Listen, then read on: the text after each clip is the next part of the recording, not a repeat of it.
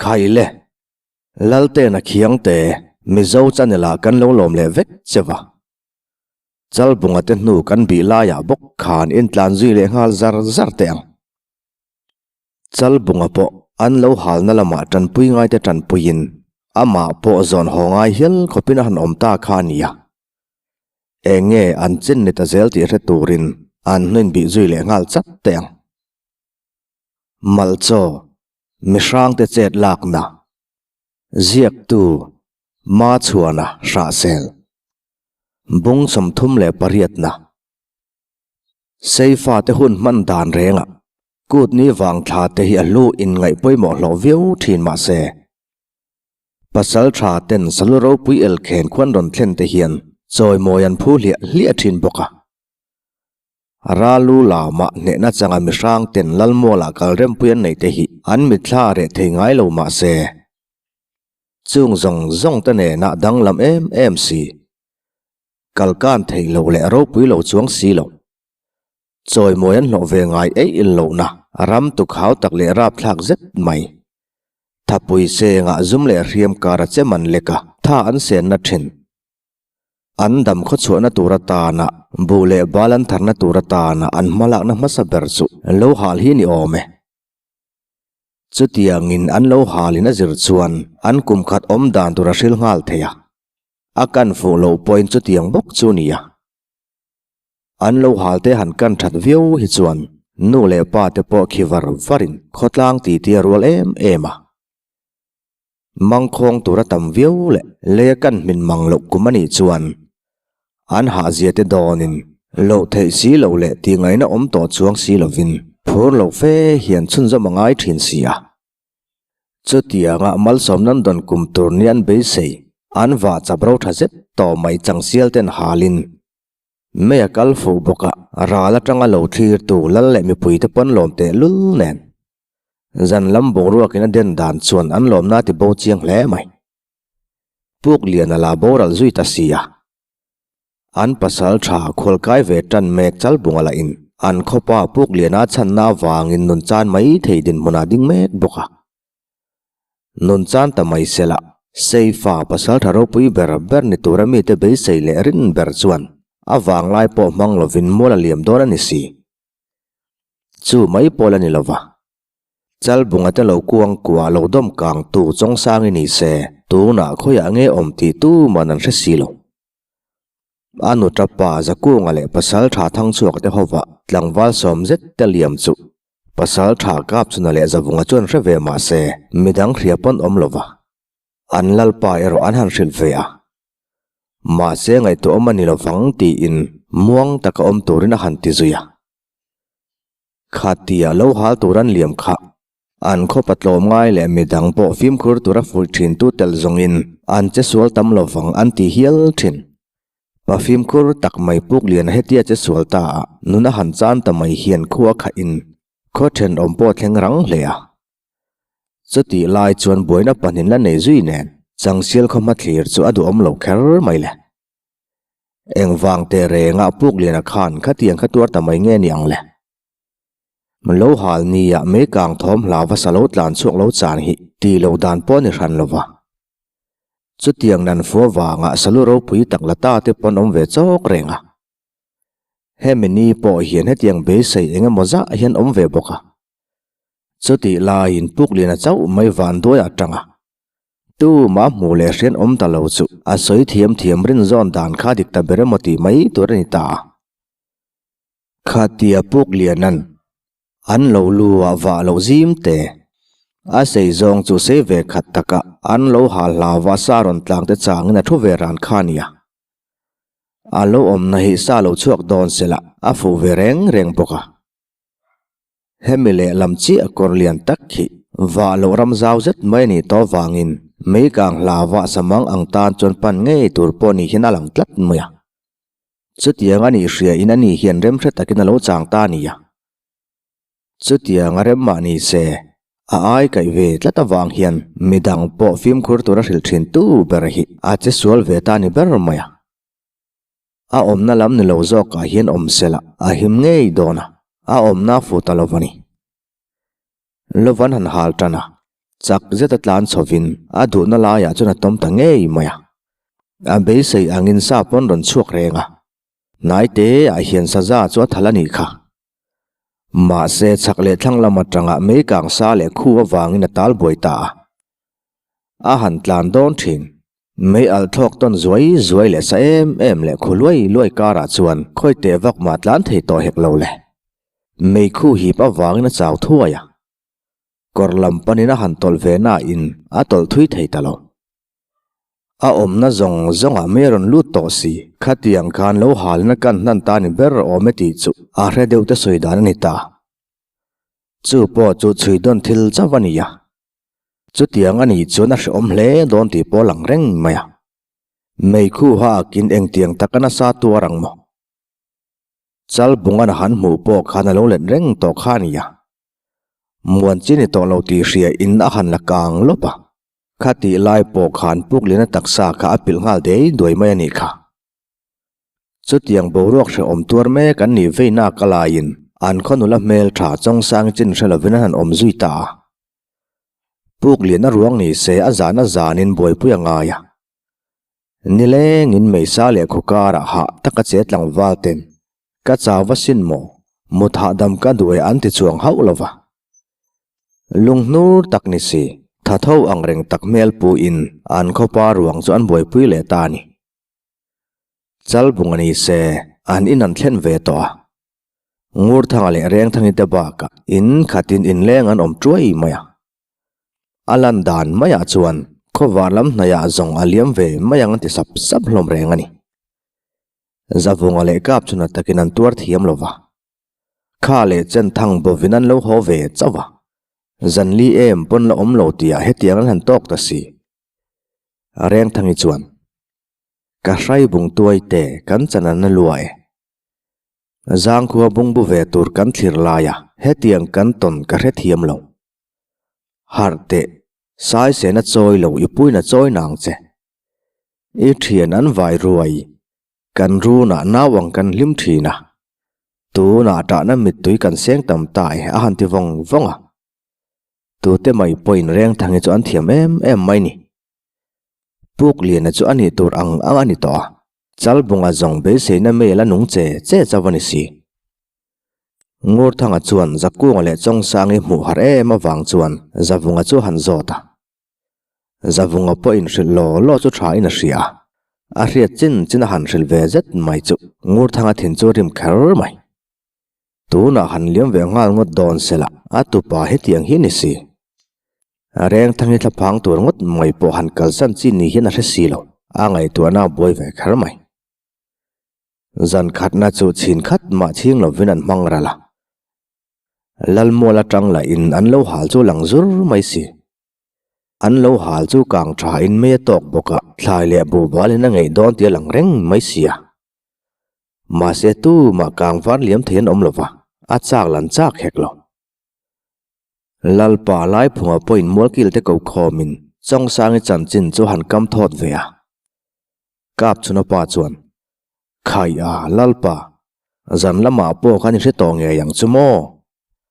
kan kuma thadon lo nge moni le mang an na thuani kan han ton mai chu hriat thiam harin khuanu du lo telam kut kan lo thak ta hial zo nge ka ti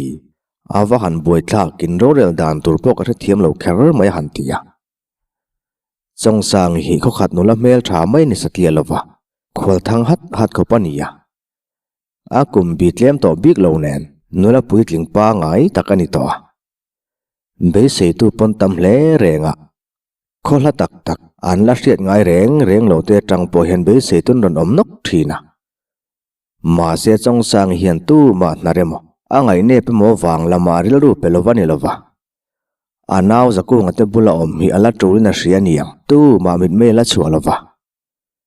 chu tiang nula mel tha tu manan la po pen the lo chu poile paite lam thleng an ron be se ve tlat maya paite lam hi chuan a chi zong po an ngam lo ma wangin an ron nai ngam chi alova poilam te ro lu se te la ka in chuang ve pha kan ni in hria in a chi ang zong an lau bi khau lowan ni boka an hun man me ka hian poi chi te le lu se chi te in kara boina om lo lai lo ni bok nen chu wangin an ron lang ve fo maya poi pasal tha le lal fa pa te ron lang thin hian boina reng an siam bik lo ba ka midang ei tur ding lovin an ron in ken thlap zela tu na po hian chong sangi bo ti ria piang mai an boina chu tu te bernge ni yang ti tham zet mai hin tlat maya poi lam chi te ring don sela an om dan renga an sual lo riau mai sia an chi pui khodang te ni don se kholinga zeta tanga ron ri man oma han ring hlal po ni sela an dap chung hian chong sangi chu ani turang ani fel vek to tu na chal bungani se thinga min hliam atur mek boxia chal bunga chon le ke pha lam te chu adur per pur mai sia adur ke te ni se tui hlom maya doi zem deu tan phei chun en ngot po en ngamani lo puk lena chung te pon fel boka chal bunga hin hoisan hau lova lusun zo hliman ni ti po riat manglo khopin chal bungan boi puyani lalpa lai phunga chon muakil te bi kwal runin kan chapui ro boi lai den chena kan laka het yangan ti mai hi chu kalom lo kher mai khoi khole chi te po ni se ka ngoi bo don hau lovania are mo rei love mo kan re mai don lo azual zel zokang ka khotuala mi te thil te ani po in remna nep chuang hau lovang ka fa te me upon ro se han ti chuara lalnu do veli pon an pa tu soi chu a em deva mo chu lo ti man hial renga ma sen pa hi lalani mai lova lal zong zinga mani mi te chiang ber tu ni hial o me ti turania hei wang hian he tiang thui soi nga mani zok ani ve boka wa cha phal hi thil ti na mai ani lova che chol thei tak mai hi ni ve renga chu mai ni lo puk lian la in mol liamin chal bungala he tiang ani pha ta nen chuti la in chong sangi han bo mai bok chu lal me upoin thin rim o ka chua hi adem om reng lo a re ber tur om reng thangi lain khatia lo halan thlir la ya ka u ka zu khong ta nge tia chong sangi liam ta kha anen muzui ta bik lova reng thangi han hola chu ma ni boi na tul zui ve ngar khania chong sangi polo om lo ma se han ko ngal ngai tura ngai bik lova chutia boi nek lai chona han thu chol ve don chawa man mo taka tlang wal pathum lal in paratlan ta chu ngai thalo taka thlekin lal in thom boi ta noi maya wang le me sang lal in an ron pan tak no nawa wangin reng thangi pon lal in a pan ta khania thu thin thong zet maya han hriat khan angai tuna boi zo le ta khania ama hi ring hlel don te polo om ma sela om lo po ni ran lo hial ome ramlama liam zaku nga tela in nuan mu mai boxi lova athei angin dai la deuh thleng in an han dap zunga khoro lai lo ni boka nu han mu mai tura wang kher mai zan lam thelani nen angai na reng hi om lovani bermaya ama du dan chu ni se zaku nga hian tlaiwar zaka zona du lain a thian te ngai to lo thei bik lova chhun lama ni se ni sensa nuaya meisalu tukaran boya ni kha an han thlenga mang ang le boy reng in han mang le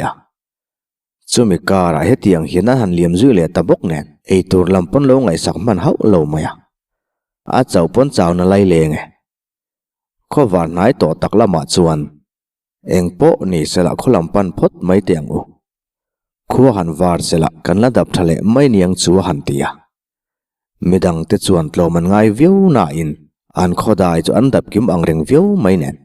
dai nai maya chun han dap le chuan tur pon re to bok si lo nen ni lungai reng su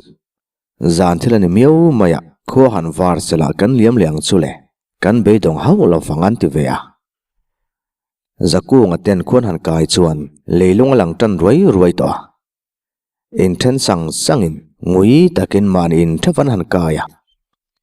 reng thangi pon chin khat ma ching lo vin lo nga krana bolpu te in lama zawonga le kap chunan omboka zaku nga te chin hre turin in lama lo om thongani zaku nga ron lang chuan ka u ilamu lovani mo a han tia reng thangi chuan khoya nge ka naw chu han ti zui daya zaku nga chuan ka u kan lamu mai ri lovani ka thian ten chaw ve to sia karon kirpui photani e khu han war chiang sela kan liam le nga langa han tia areng thangi mang ang mel chawa han lainat om tak em chalbungala engala ang silo chong sangila khoya nge oman the bok silo khu han war ta tia chuan chalbung poron khu chuakin zawunga chuan ka thian I harem ma han ti zui wata chalbunga poron meng diarin katui ha le han ti chuaka kap chuna han tul wata chalbunga chu thut chu mai tum hian han che dona a kelam chu che thei hau lo mai a kena zet mai le sa vung mai chu hre ve thuain a thil ton po hril chapangai lo ta kher mai kan pu kha eng tinge om ta a tha zela mo han ti le rama kap chuna chuan ngai tua du su a tha e ti chawina lo changa zawunga mel zak pa in a u chunga thil thleng zong hril mai lo tur han ti sara chalbunga la chunan phun ri chu hai hau silawa ka hriat thei turin han soi ve ula mo han ti vei supa zawunga chuan niamole Iliam mi rin aina na tlat maya aramwa kin salian kan beyang chu kan ti ve to na kalain kan la nga deu zonga ngai don ani hi a han ti liam ve wata chalbunga po chuan khai ka thawat mayang chu kan chunge yang chu le lo ti ve boka ma se chalbunga taksa en hian thatwat na chan tur eng ti kong men om lo ti zonga lang reng mai a mai te po chu au tang rem ruama asam ni se akang bang chau hi omani bermaya tlomaya wanga mani nun hlan hre lo chalbunga hian ngai hlut a hlo don chau ome zaku ngateron lang chu lalpa chun lo ko watin china han zota khun khan takin mulkil te nenan han soi khowa zaku nga hian omoina mangpo hi hre hau tolo aril ruwa farnu bak engdang ma ngai tua thei tolowa lalpa chuan ka pasal tha ril ru be dongin om reng su khai kam zonga nga kan muem e manga hantia midang dang poinan nem ve lai boka ngur thanga po ko tel ve in malak dan tur ten han soi howa lo hal zo limani nen a zong che the ni silowa in thlung ru tak chunga soipon ni ve bokani chalbungani se tu na har to ma sela eng man hril ngam silo zawunga chuan kapa engpo ni sela tlangwal zong lim hum chu rem lo ba ka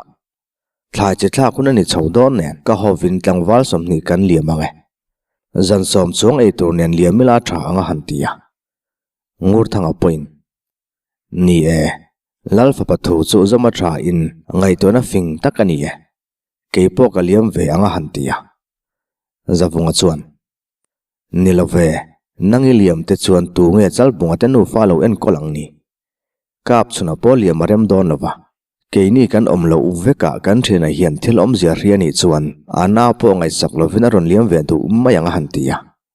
midang te po chuna thil soi chu ani khop mayan lo ti ve hloma lalpa chuan ni e hetiang hian remi ruat mai don teng ka fa pa le zaku nga hruaina in khata tlangwal pani na om zela pakhat zok zel liamula awa han thamai om ve chin min hriat tir zel donania a han ti ta ka chuan in khata tlangwal pani omna pon om ve noka pathum omna te pon lo om nok mai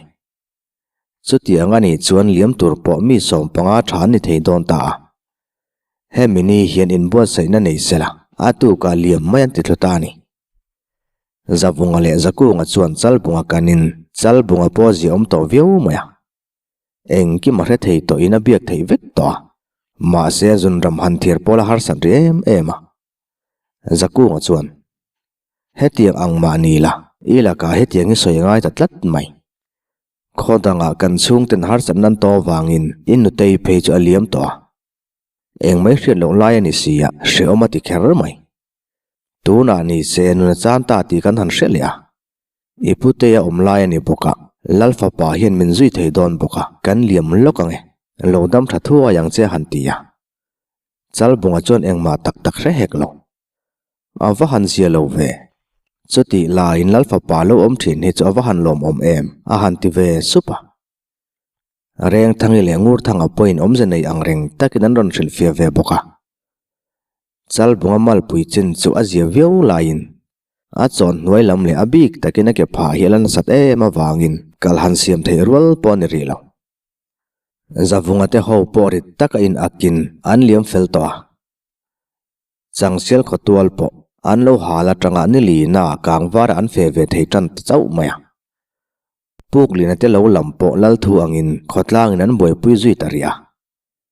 chuti la in chalbunga chu arem remin om puin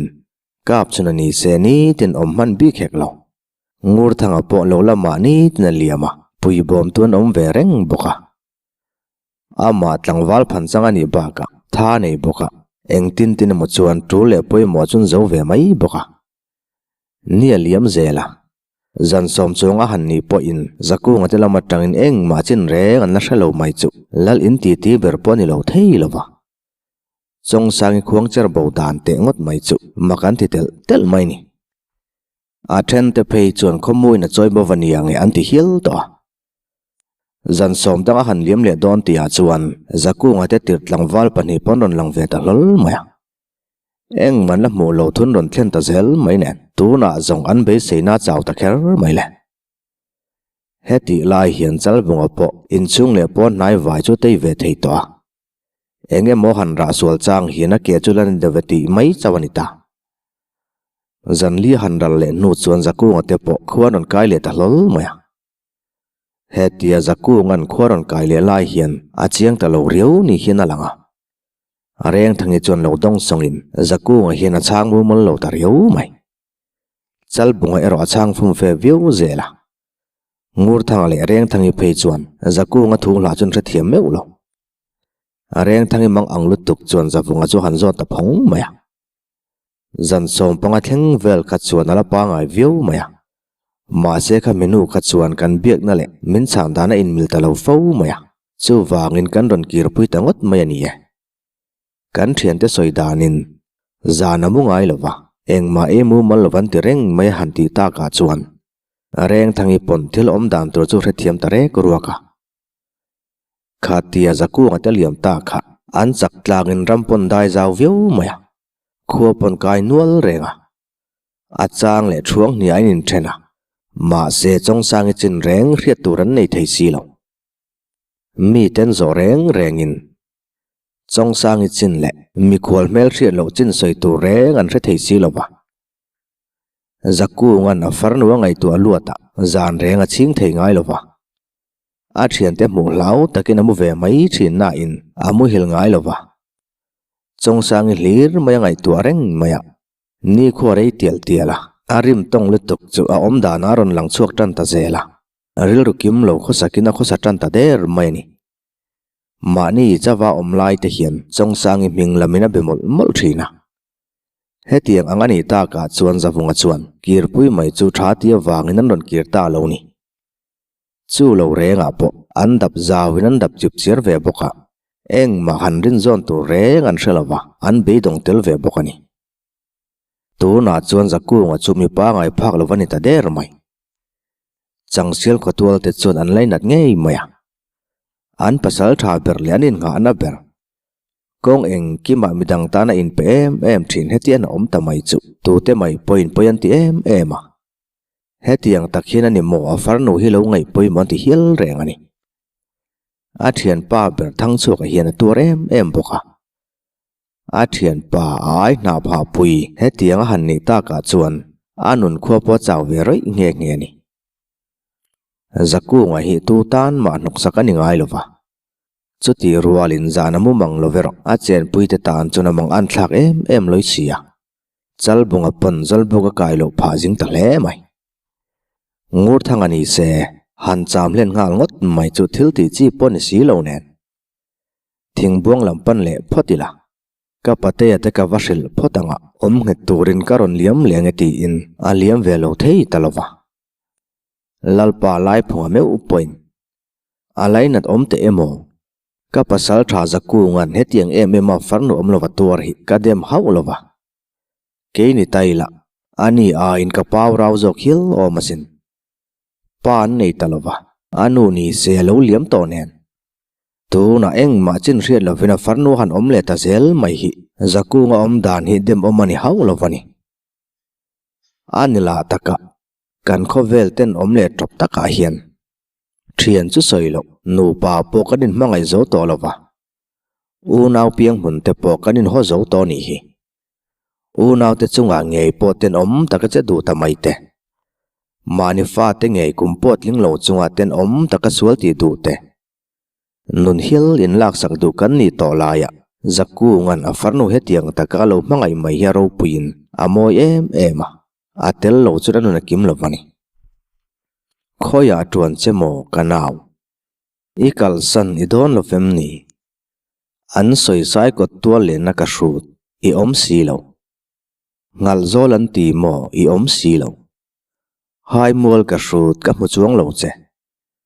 ka tan zong ko nga ping ta lang la dal tu kiang ru mo ka farnwaron lan na turin ti in pasal thabia nga miu po mitu ya luang do nem ni ti turan ni thina zai dam le nun nem zet mai tu ma ti thin rim zo lo ni hial an soi kha atap mai hine ta ber maya ani tel hiana boro tol ni hina hriata areng thangi le chal bunga te bula zong pa ngai takina langa midang biak phei chu chan lawanga ta jok hial mai ni an soi renge naw ang thenna khuwa vel zong tong lo ten re thiam ma su se tong tu te tan mang an li pui kurung tlak ai po neu lo sai pui to na sang walan chung nung laina then zong an niam ruai thowa matiang so na chemsen lek turin thashwe bota hoi ang ton mi sang walan aruna bel arang vain ria thiam lo soi thiam lo then na wangin bu thla khuna han ni chowa khotin mayan boi da nein ang hloma in run le in ve lama chetla ka rem lova salam po boi pui lei thayan ni lo boka arek thangi tanu fa po zaku ngan kalsan thei chang chuan lo lama midang ti boi hre takin an liam chona kalsan rem hau lo nian nei zut loisi chal bunga po pa ngai to boka a tha thaina chak vak boka amonga zangina kutarang boka ache zung zel maya ha le rim takin na han thoka ina han thlenga lungai na thazar noya indom ku nangai le thin si reng thangiril ru reng ha thin ve maya zakku ngai an tan chon pa chan chang berania zahliran chal bunga chuata pai thlak lai le reng thangi chunga tuana tumlaya huaisen takaron tan puya pasal tha ten anun lak hialan tumpo thodik tan ngam ngat tu khani miawa zakku ngai omlo ni tangat sela reng thangi le chal bunga hi andam kho chuak to lo hialang ti turania wangin andin mun chiat berlai po kalsan lo tu chu enga nge an kalsan bi kangni mang an laya midang ma mo em din mun than han changa an mang an lai lo tan pui tu hrele du hau lo le ndiriam jok tu miten om te ang mai om zong an ril ru henala tum chin ei lova tu na hian kalsanin en san ta sela an chunga sual em zahlira le ke so ka aya thatna bik enge omang ni khuanu hian kan om dan tur jong lo rel fel diam to a rethiam a piang an van nein an ni hlo maya rethiam velwa piang mai an vuin mani nun pon ti chialo ni ber mai himo pasal tha kholiana po dai ngul le khol thang hial khapa pasal tha khaule ma chana ta na thlanna om haulo an khuwa te laka sual chu tu te point ani om chunan ti ngat zel zakunga tlangwal yan thazet mai hetia nau pangji nga te tel ta huna engma pola re rual lo vai vutan le thol hol ang maya a han tal han mu mai hi chuan mitui hi tla lo thei thin lova chutia tlangwala pumpa enge mo changa a han out le rong thin te phei chuan o awahan poi tak chong sang hetia han om ta mai chu ti lo po hin om ngai lova nula tam takin andam chung in tuk luna tan pon yai haulo he tlangwal san thazet mai zakunga nau sen calcium tir ang maya chuata han tol hun mai han mu te hian mitui ta zoi thli lovan om ngai lova an laina tin khuanu dem don ta ponom hial rengani sapui thom om ruala midang te ta na te chuak ma saber thin mi ten nan chan ai chuan tia sapui ma chem tum nen chau polo ding ngam thin zakunga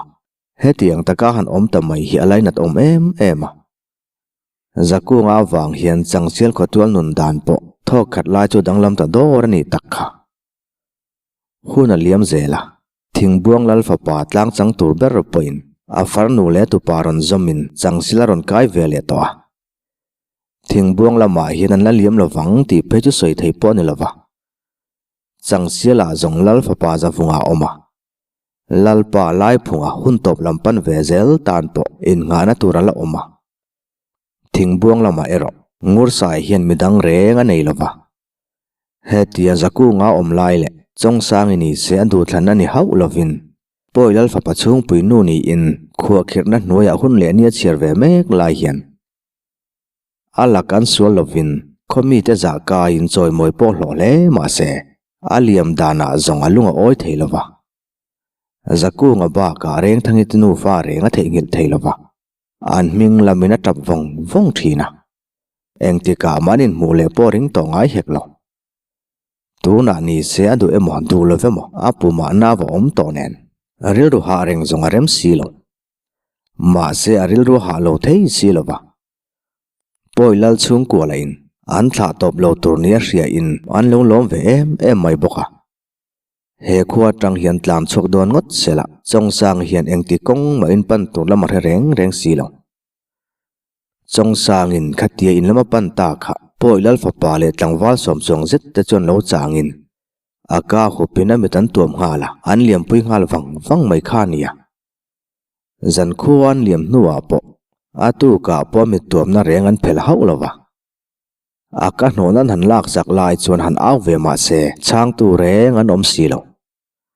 poi wal te hian lu sei ram wal chen an pel ma lo chuan ami tuam na reng an phel hau lova he poi kholian ang reng takhi kho sual tak le lu sei mel ma khuan ni ngai hau lova arem na du em thin poi chi te le lu sei chi tenin ngir ngau lai po kan ha yang tingat zel khan nia lu sei chi tenen boinan nei soi tur pola omlo hei wang hian an chi puilal then khat te phei chuan an en rangin an min lo don thin renga ma se an sual nan mu chuang silo hetia lal fa pa ten an sairam chuan lama lu sei kho pakhatan polol na hian changsial khonula mel tha chong sangi om thon soi rita zau maya eng wang hetia nga soi tangot nge an ni ang le eng dang ani lo he lu sei kholian lo te hian poi pasal tha mel ron lang ta thut mai chu tu ma chi dang la kai ngai hek lo le an lo hlau em maya hei wang hian an lal fa pa chuan an him thei nan ti in chong sang hi an lo ko mu te top mai lo nia he khotu lal fa pa hian chong sang hi alo be sei ve to tum khat phei chu changsela lo kai ve to hial khan ya chong sang ni lai na lo nar ve mai bok nen voi khat in mu na ni boka he lal fa pa po hina demina khozi haulova ma se an hlau em teron lang thut mai hian ati chi ai po ni ve che kang chu chong sang yan lo ko mu tangot maya poilam chi te hian eng ualan ngai po ni lo chutiang takan soita ka chuani mu ve reng ang umiang ti in an ron liam ta mai hi lo nia poilal fa pa te po hian atira tak chuan he tianga che thian tum hau lova ma se changsilan thlen rual khan chong sang chu aron lang ta mai nen anan in tok loi ta chu chong sang hi ni le ni lo pon re hek lova ma se lu se no la ani angan om lo wang ti in khatiang khanan te ve top mai khan renga ma se an tuman thel ta lo ti pon hailo khai le helai hian du tok le photila ron chun zom le thuai kan tum don nia engtik lai poin pathian hi thani